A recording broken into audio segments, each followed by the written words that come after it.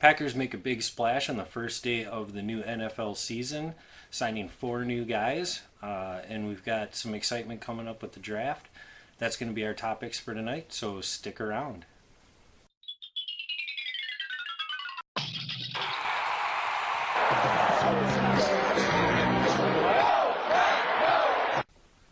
This video is brought to you by Packer Fan Cave. Everything you need to turn your man cave into a Packer Fan Cave. You can check them out at packerfancave.net. There is a link in the description below this video. So the Packers picked up 4 new guys on the first day of the opening of the new NFL season. They got Za'darius Smith, who I know a lot of people are excited about, and Adrion Amos to fill in where Clinton Dix left. They also picked up Preston Smith and William Turner. Preston Smith is going to be another edge rusher, and Will Turner is going to be offensive lineman. Kind of unsure of where he's actually going to fit in the offensive line because nobody's really said what position he's going to play, just that he hasn't played center yet. So here to discuss this with me is my good friend and lifelong Packer fan, Mark Padriana. Mark, thanks for being here today. Thanks for having me, Mark. Appreciate it. So, who are you most excited about out of these 4 guys? You know what? Honestly, as long as we've needed pass rushers, I should be more excited about the Smith brothers, as everybody's calling them, even though they're not related. But I'm really excited about Adrion Amos, just to bring some stability to that back end, and somebody who I believe you're going to see some leadership out of. I'm really excited to see what he can bring to kind of shore up the back end of that defense. But yeah, how can you not be excited about it? Having a couple of guys that can get after the quarterback, something we've needed for a long time here. Right. You know, and it's funny because I hear a lot of Bears fans talking about the Bears got the better end because they picked up Clinton Dix, and Packers fans talking about they got the better end because they got Adrion Amos. But I guess only time can really tell on something like that. Yeah, absolutely, and then I think that's a convenient thing to say once he's gone. But I know that the Bears were really high on Adrion Amos. They do have a playmaking safety in Eddie Jackson who they plan on paying, but they were really close to franchising Adrion Amos. And I know the Bears fans would have been more than happy to see that guy stay, and I'm more than happy to see him come and put on the green and gold. Yeah, and it's really interesting because we see Clay Matthews signing. Was it the Rams? The Rams.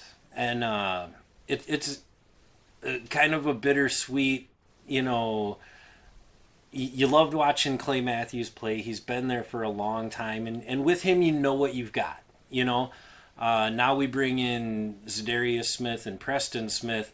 So it's almost like we got rid of one guy and brought in 2 of almost a similar caliber. I guess, it's tough to know what we really have there until we actually see it on the field. But those 2 coming on board definitely made it easier to swallow Clay Matthews leaving. Yeah, and it's not quite 2 for 1. It's more 2 for 2. We forget that Nick Perry also is out the door. Good point.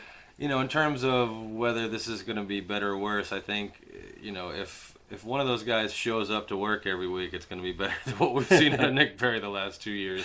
We all had high hopes. The contract year, he obviously played well, and there was some hope that he would be that bookend to Clay Matthews. But, time has passed, and Clay is not a young man anymore, and we definitely got younger. Both these guys, 26 years old, in the prime of their career, and not just. I don't believe they're 2 guys who will be satisfied with just signing that one big contract.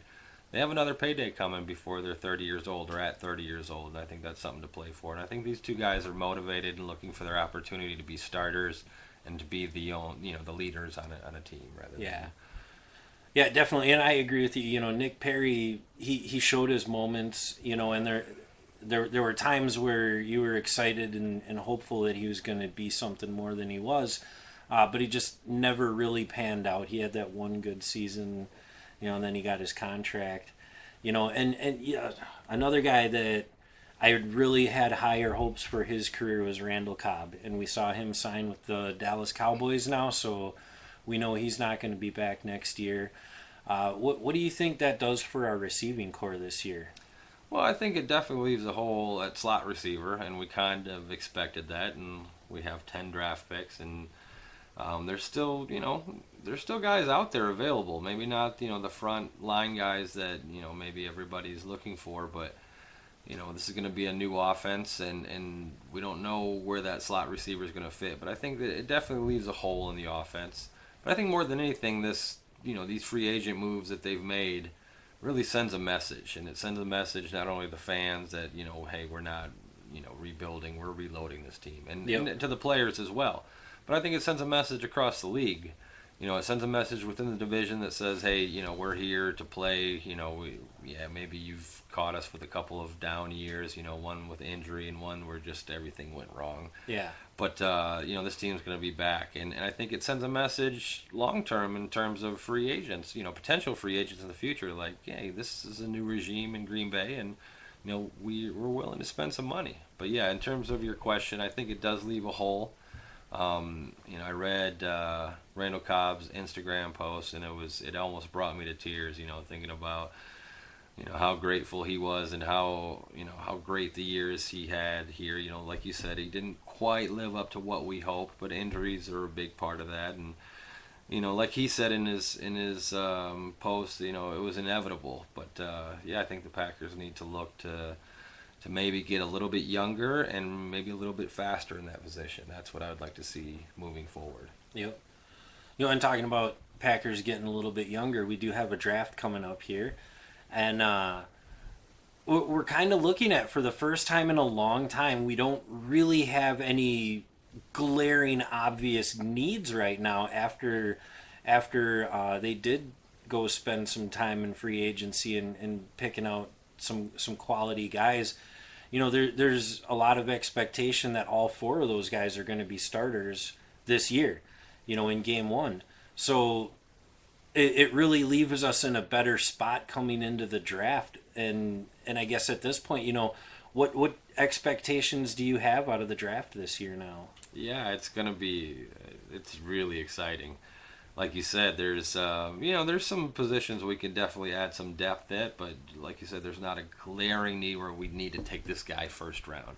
We have 10 picks, 2 in the first round, and I think the best, we've heard best player available, that philosophy for a long time, but I think that really only works, or it works best in a situation like this where you're just trying to add playmakers and you're adding depth at positions. And I think it opens up the possibilities where they could go, really anywhere. Yeah. With all those picks and like we talked about off air, this is a new regime. We have no idea what the tendencies are. We have no idea if they're going to, a lot of times in the past it's been, trade down, try to get value. But these guys could package picks and trade up. They could, they could go Mike Ditka and sell their whole draft for one player. I mean, we have no idea. We don't think that's going to happen. But like you said, it's really exciting because they can start to go, really just go after some difference-making players regardless of position. Yeah, I agree. I think it's definitely awesome to go into a draft not really thinking, oh, we have to take care of this obvious need right away. It opens you up, because where you might have taken one guy, even though there's another guy that would be better at a different position, now you can take who you really actually want out of every pick that you have. And I'm excited to see, what the new coaching regime has. I mean, you think about some of the huge changes that have been made in Green Bay this year that we're just not used to, as I call us spoiled Packer fans, and really that spoiled comes from look at how long Mike McCarthy was here. You don't see a new coach every year trying to change the culture and the system. Now we have a new coach here that's going to be changing the culture and the system of the Green Bay Packers. And on one hand, you're a little nervous, but on the other hand, that it was definitely time to let Mike McCarthy go explore other options. And at the same time, like we had Ted Thompson for so long, and now he was gone last year. We had Dom Capers for so long, and now he's gone. You know what I mean? it's a whole transformation from the top down. You know what I'm saying? Like we started at the top and we transformed moving down the ladder, and I think it's starting to hit the players. You know what I mean? You pick up 4 guys early in the new year for the football league, and you start to see that transformation. And you can't even help but to be excited at this point, because as much as we were spoiled Packer fans, we were making the playoffs year after year, and that's what kept those guys around. Now, we're sitting 2 years in a row without going to the playoffs, and to me, I believe the team is still ready to go. You know what I mean? I think they're still ready to make the playoffs, and I think the changes that they're making this year are definitely going back into the right direction, going back to where, we're hopefully putting out a message that we're going to be the team to beat this year. Are you seeing that out of this? Absolutely. I think change was needed, and it's a welcome change for the fans. And to your point, I think it's going to be a welcome change for the players. I mean, the culture needed to change. There was success, and we sort of rested on that success. Yep. And like you said, we were still able to compete because we had number 12 back there, and he makes everybody better. Yep. But yeah, as rough as it was to watch the last 2 seasons, it at least forced their hand, and I don't think you can help but be excited about the direction they're heading. It remains to be seen what it turns out on the field.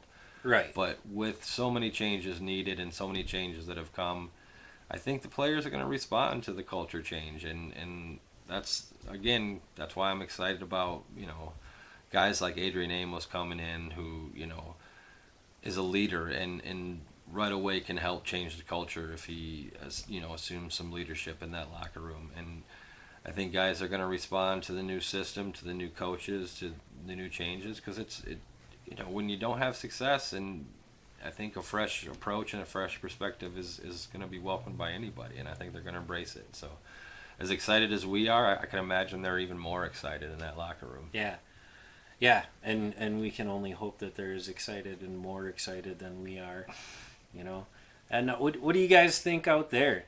Do you agree that it was time to make the changes? Do you think that they made the right changes? And what do you expect to see out of this draft? Leave your thoughts in the comments section down below. Hit that thumbs up button, subscribe if you haven't already, and click the little bell icon next to it so that you get notifications every time I upload new content. For the Packer Fan Network, I am Mark Schneider.